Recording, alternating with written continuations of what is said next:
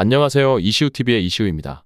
오늘은 발매된 승부식 51회차의 해외 축구 경기들 중 프랑스 리그안과 네덜란드 에레디비시로 구성된 5경기 분석으로 영상을 준비해보았는데요. 기존의 EPL과 라리가 또는 분데스리가보다는 여러분들께 생소하다고 느껴질 수 있는 경기들이라 할 수도 있는데요. 다만 이 경기들도 발매된 경기들 중 배당이 꽤나 메리트 있어 보였으며 조금만 분석해도 승부 예측이 가능하다고 생각되어 준비해보았으니 영상이 길더라도 꼭 끝까지 시청하시고 분석에 도움되셨으면 좋겠습니다. 그렇다면 오늘의 승부식 51회차 해외 축구 5경기 분석 지금 바로 시작해보도록 하겠습니다. 오늘의 첫 번째 경기는 트벤테와 알메러시티의 맞대결입니다. 트벤테는 시즌 초반 무패 행진을 달려왔던 것에 비해 확실히 하향세입니다. 근래에 패배하는 빈도가 점차 늘어나는 상황이며 승리를 따낼 수 있는 상대를 제압하지 못한 점이 다소 아쉬움으로 남아있는데요. 기존의 운영 방침인 선수비 후역습보단 라인을 올린 지공으로 풀어나갈 가능성이 크다고 예상되었는데요. 다만 상대가 측면 역습으로 골을 곧잘 집어넣는 전력이며 일정 부분 이상 라인을 올려 공세를 취하진 않을 가능성이 크다고 할 수 있으며 최소한의 숫자로 득점을 노릴 가능성이 높은 상황입니다. 이렇게 될 경우 전방 자원들의 전방 압박은 꽤 매서운 트벤테입니다. 볼프스빈켈과 스테인 그리고 로츠 등을 통해 상대 수비의 실책을 이끌어내고 이후 공을 빼앗다 빠른 공격 전환 속돌로 통해 골을 넣고 있는데요. 상대가 하위권 전력과 맞대결에서 공을 지키는 능력을 어느 정도 보여주지만 상위권 전력과의 대결에선 이러한 모습을 전혀 보여주지 못했습니다. 트벤테의 대량 득점의 가능성도 배제할 수는 없었으며 다만 평소와 달리 높은 라인을 유지할 가능성이 큰 만큼 상대도 발빠른 측면 공격수를 보유했기에 드문드문 이뤄질 역습 상황에서 한 골 정도는 실점할 가능성도 다분한 트벤테입니다. 알메러시티는 최근 8경기 무승을 기록 중인데요. 상위권 전력과 맞붙기보다 비등비등했던 전력과 맞붙은 상태인데 상대와의 경기에서 우위를 지니지 못하고 후반 막바지 실점이 눈에 띄는 상황입니다. 리그 내에서 가장 빠른 공격 전개 시퀀스를 지닌 알메러시티인데 단계를 생략한 롱볼을 구사하는 운영 방침을 내세우고 있습니다. 그러나 트벤테를 상대로 잘 통하지 않을 가능성이 크다고 할 수 있습니다. 상대적으로 라인을 올릴 가능성이 있다고 볼 수 있지만 뒷공간을 내어주고 전진할 만큼 공격성이 뛰어난 전력이 아닌 알메러시티이며 다이렉트 패스를 통한 공격 패턴이 무위에 그칠 가능성이 오히려 크다고 보여졌습니다. 또한 방심할 수는 없는 알메러시티인데요. 로비넷과 캐슬린 그리고 한센 등 전방 자원들의 단기 득점 페이스는 나쁘지 않은 편이며 난타전 양상으로 이어지기엔 어렵지 않겠지만 한 골 정도는 대응 가능한 전력을 갖췄다고 볼 수 있는 반면 수비에서는 분명하게 문제점이 보였는데요. 박스 안 밀집 수비를 펼치더라도 패스워크에 휘둘리거나 페널티 박스 안으로 진입하는 공격수를 놓쳐 실점을 거듭 허용하는 알메러시티이기에 트벤테가 이를 어렵지 않게 제압할 수 있다고 생각되었습니다. 이 경기는 트벤테의 승리와 다득점을 추천드려보도록 하겠습니다. 양측 모두 득점한다는 생각을 열어두는 것이 좋았는데요.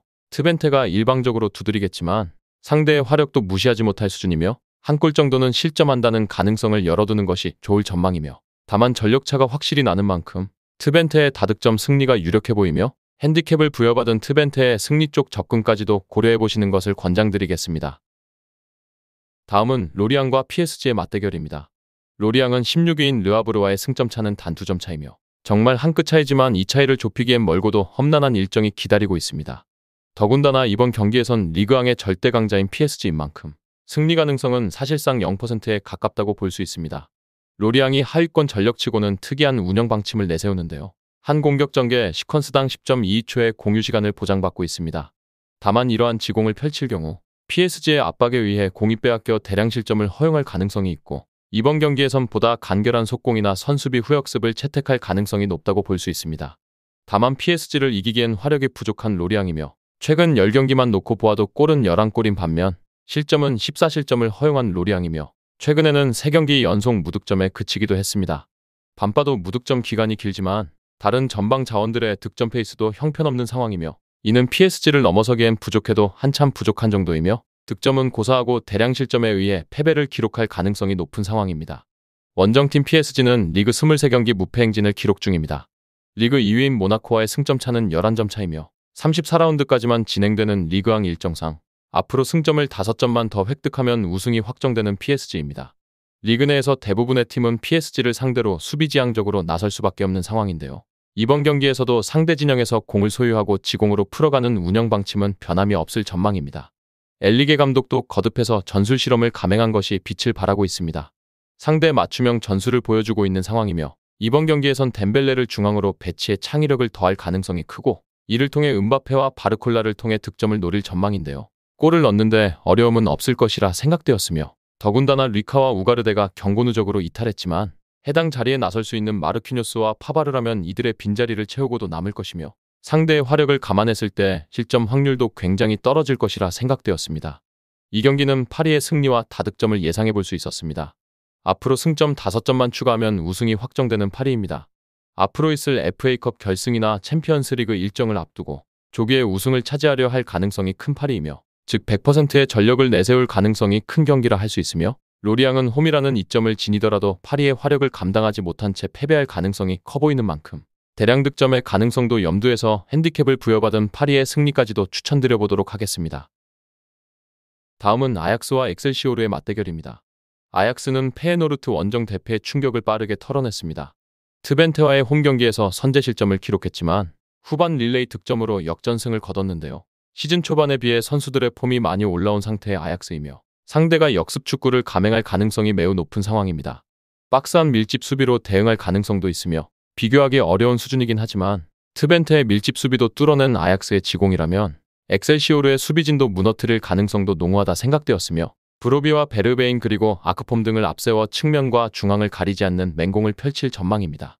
선수 간 개인기량도 나쁘지 않은 만큼 밀집 수비로 대응하더라도 세밀한 패스워크를 통해 결국 골을 넣을 수 있을 전망이며 하지만 밀집 수비를 뚫어내는데 고전하는 모습을 보았을 때 대량 득점으로 이어질 가능성은 낮은 편인 반면 에이스인 페럿이 경기에 출전하지 못하는 상태의 엑셀시오르입니다. 다른 자원들의 득점 페이스가 나쁘지 않다고 해도 하토와 수탈로의 물리적인 대립구도에서 우위를 지기엔 어려운 자원들이며 상대 공격진의 무게감이 떨어지는 것은 사실이기에 아약스는 실점하지 않고 경기를 끝마칠 수 있다고 생각되었습니다. 엑셀시오르는 강등권과 맞닿아 있는 15위에 위치한 상태입니다. 16위인 발베이크와는 승점 1점 차이며 다이렉트 강등으로 이어지는 17위 볼렌담과의 승점 차도 크지 않은 상황입니다. 중하위권 전력에는 라인을 올려 맞대응하는 경우가 많은데요. 다만 이번 경기에서의 운영 방침은 조금은 다를 수도 있다고 생각되었습니다. 아약스의 맹공을 막아내기 위해 선수비 후역습을 채택할 가능성이 높다고 생각되었으며 상대 공세를 어느 정도 틀어막을 가능성은 충분했습니다. 하프라인 부근에서 시작되는 전방의 압박과 박스한 밀집 수비는 올 시즌 압도적인 공격력을 지닌 PSV도 힘겨워했었고 실점하더라도 최소화할 가능성이 크다고 생각되었습니다. 반면 득점을 넣을 확률은 현저하게 떨어진다고 보여졌는데요.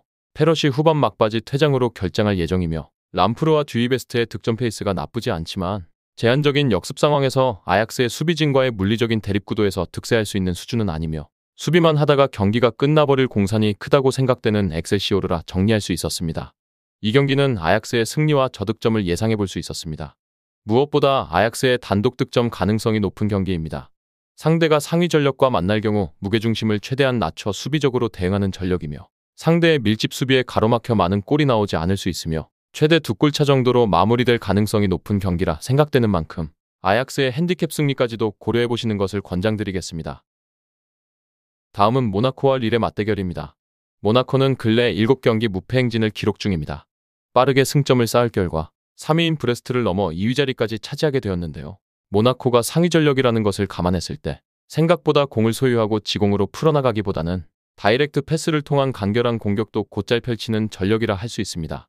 운영 방침상 효율도 나쁘지 않은 편인데요. 미나미노와 발로군 그리고 아클리우체 등 전방 자원들의 화력도 나쁘지 않은 현재의 모나코입니다. 다만 득점력에 비해 조심해야 할 부분들도 보였는데요. 바로 퇴장 이슈라 할 수 있습니다. 근래 5경기 중 3경기에서 퇴장 선수만 4명이며 자카리아와 캐로가 복귀하자마자 세기로와 신고가 퇴장 징계로 이탈한 상황입니다.